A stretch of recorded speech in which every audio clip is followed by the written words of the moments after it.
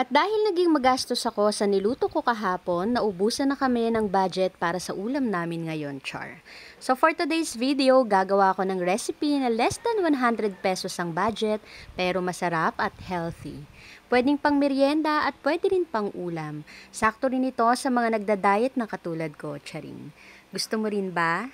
Tara, luto tayo. Sa recipe natin ngayon ay bida ang itlog, so bumili lang ako ng 6 na piraso at ilalaga natin ito. Next, kakailanganin din natin dito ng 3 piraso ng kamatis, 1 sibuyas at 1 pipino. Medyo may kamahalan pala yung kamatis ngayon, kaya ayan, 3 piraso lang yung binili ko. Tanggalin na rin natin yung buto sa gitna para hindi maging matubig mamaya once na gagamitin na natin. Hiniwa ko lang din pala ito ng maliliit. Sa sibuyas naman, 1 piraso lang yung ilalagay ko kasi hindi kami masyadong mahilig sa sibuyas. Pero kung bet ninyo na dagdagan yan ay okay lang din naman po.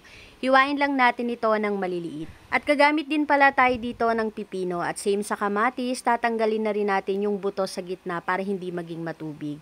Hindi ko na rin binalatan yan at hihiwain lang natin ito ng maliliit katulad ng sa kamatis at sibuyas. At pag okay na lahat ng mga gulay na kakailanganin natin, iset aside muna. Next, gagawa naman tayo ng dressing para dito sa ating recipe. Bali, nagmix lang pala ako dito ng suka, asin, asukal, paminta at mayonnaise. At yung complete recipe po ay nasa dulo ng aking video. Haluin lang natin ito ng mabuti, then set aside. At after nga nito, pwede na tayong mag-start na gumawa ng ating egg salad. At sakto, naluto na rin pala yung itlog at hinugasan ko na rin ito sa running water para mabilis ngang lumamig. Balatan natin ito at hatiin sa 4. At sakto na rin pala yung ganito kalaking hiwa para pag hinalo natin mamaya or minix ay hindi madurog. At pag okay na lahat ng mga ingredients na kakailanganin, pagsamasamahin na natin ito sa isang mixing bowl. Yung pipino, kamatis, sibuyas, itlog at yung dressing na ginawa natin kanina. After natin mailagay lahat ng mga ingredients, sahaluin natin ito pero make sure na dahan-dahan lang sa paghalo para hindi madurog yung itlog. At habang hinahalo ko nga to, talaga namang natatakam na ako. Ang bango kasi, tapos alam mo yun, parang ang sarap-sarap niyan tignan. Although masarap naman talaga ito kasi second time ko nang gumawa nito. Last time, nakalimutan ko lang maglagay ng pipino. But now, naglagay na nga ako at talaga naman napakasarap. Sigurado, once na matikman mo ito ay uulit-ulitin mo.